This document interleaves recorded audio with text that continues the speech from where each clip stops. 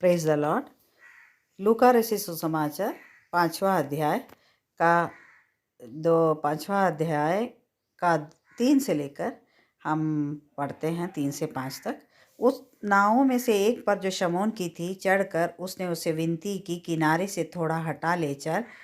तब वह बैठकर लोगों को नाव पर से उपदेश देने लगे। जब वे बातें कर चुके तो शमौन से कहा, गहरे में ले चल और मछलियां पकड़ने के लिए अपना जाल डालो। शमौन ने उसको उत्तर दिया कि हे स्वामी, हमने सारी रात मेहनत की और कुछ न पकड़ा, तभी तेरे कहने से जाल डालूंगा।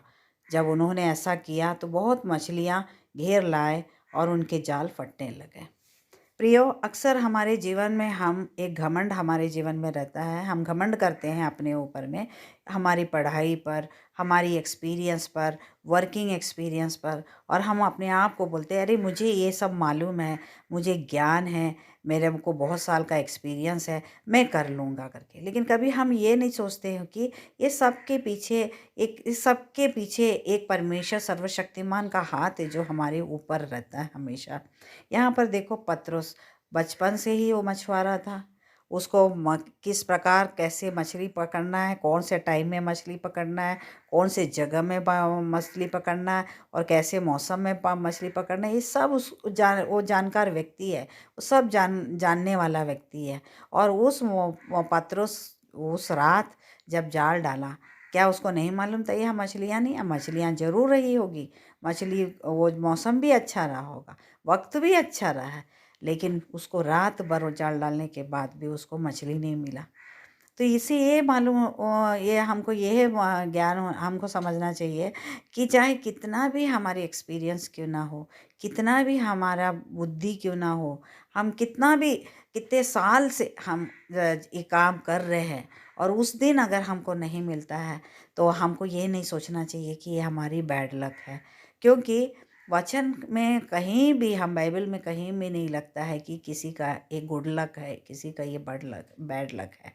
वचन में लक के बारे में कुछ नहीं है, क्योंकि जो भी होता है परमेश्वर का एक प्लानिंग होता है, परमेश्वर का एक प्री प्लान होता है, एक योजना होता है हमें कुछ सिखाने के लिए, हमें कुछ बताने के लिए। और ये हम लोग को हमेशा सोचना चाहिए, अगर उस दिन हमारे जीवन में अगर कुछ नहीं हुआ, जो कार्य हम कर रहे हैं अगर कोई सफल नहीं हो रहा है, असफलता हमारे जीवन में मिल रहा है, तो हमको सोचना चाहिए कि ये क्यों हो रहा है। हमको परमेश्वर से ये पूछना चाहिए।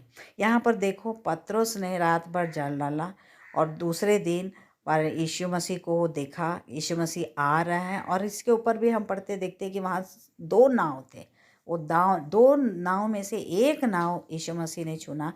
वो पतरस का नाव को चुना। पतरस को बोला कि पतरस के नाव में चढ़कर उसने विनती की कि किनारे से थोड़ा हटा ले चल। तब वह बैठकर लोगों को उपदेश देने लगा। देखो, ये पतरस के नाव में यीशु मसीह था। आया यीशु मसीह। उस रात भर पतरस बिना यीशु मसीह के थे। दूसरे दिन सवेरे यीशु मसीह उसके पास आया, उसके नाव में चढ़ा और उसके बाद उपदेश देने लगा। पतरस ने यह उपदेश सुना होगा। जब पतरस ने उस उपदेश को ग्रहण किया और उसके बाद यीशु मसीह ने उसको बोला कि गहरे में ले चल। इस पर भी पतरस बोलता है कि मैंने रात भर जाल डाला, मछली पकड़ने के लिए जाल डाला, लेकिन मेहनत किया, मुझे कुछ ना पकड़ा, एक मछली भी उसके जाल में नहीं आया। लेकिन यीशु मसीह आपके कहने से, तेरे कहने से मैं जाल डालूंगा। एक विश्वास। तो ये क्या परमेश्वर यीशु मसीह एक योजना थे। यीशु मसीह ये बताना चाहता है कि आप जितने भी एक्सपर्ट क्यों ना हो, जितने भी एक्सपीरियंस क्यों आपके जीवन में, कई साल का एक्सपीरियंस आपके जीवन में, अगर आपके जीवन में असफलता है तो आप अपने आप को झांकिए और देखिए कहीं आपके जीवन में यीशु मसीह है कि नहीं। यीशु मसीह को आपने छोड़ तो नहीं दिया, या यीशु मसीह को आपको बुलाने के लिए भूल तो नहीं गए। हमारे हर रोज, हर एक दिन, हर एक पल हम एक कदम भी रखते हैं यीशु मसीह को याद करते हुए, धन्यवाद देते हुए, यीशु मसीह आप हमारे साथ रहे, मेरे साथ रहे, मेरे साथ चलना। मुझे कितना भी एक्सपीरियंस क्यों ना हो, लेकिन आप नहीं रहोगे, मेरा कार्य असफल रहेगा, मैं सफलता की सीढ़ी नहीं चढ़ सकूँगा। ये विश्वास रहना है यहाँ, और वचन को साथ लेके चलना है। वचन पढ़ना है हमको, वचन पर चलना है और अपना समझ का सहारा नहीं लेना है। और जब हम वचन पढ़ेंगे, वचन के साथ चलेंगे तो हमें परमेश्वर की आवाज़ को सुन और परमेश्वर की आवाज़ को भी सुनना है। ये वचन जब हम पढ़ते हैं तो हमारे दिल ये मेरे लिए है, ये वचन मेरे अपने आप को उसको रिसीव करना है और वचन से रिसीव करेंगे तो प्रभु बहुत आशीष देगा। इसीलिए ये वचन कहता है कि हमको कभी भी घमंड नहीं करना अपने बुद्धि, ज्ञान और एक्सपीरियंस का। हमको हमेशा उस सर्वशक्तिमान परमेश्वर की ओर निहारना है, उसे पुकारना है, उसको अपने नाव में, जीवन रूपी नाव में हमें लेना है, उसका वचन को हमें ग्रहण करना है और उससे उसकी आवाज़ को हमको सुन के आगे चल बढ़ना है।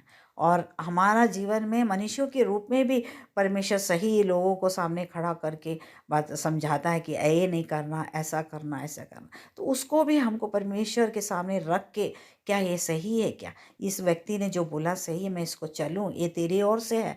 ऐसी प्रार्थना करके, प्रेयर करके, प्रभु से बातचीत करके आप उस व्यक्ति का बात को समझ के, हाँ ये मेरे लिए अच्छा है, मैं इसको करूँगा, ये परमेश्वर की ओर से है, ऐसा सोच के हमको आगे हमको करना चाहिए। इसीलिए वचन कहता है कि परमेश्वर के वचन को सुनो, उसकी आवाज़ को सुनो और उसकी आवाज़ सुनकर हम जब भी आगे बढ़ेंगे, हम चाहे हम हमें कोई एक्सपीरियंस भी नहीं रहेगा, परमेश्वर हमारे साथ रहेगा तो हमारे जीवन में है, सब प्री प्लान्ड है। परमेश्वर का एक योजना है हमें सिखाने के लिए, उसका प्रेजेंस को फील करने के लिए। प्रभु आप सबको आशीष दे।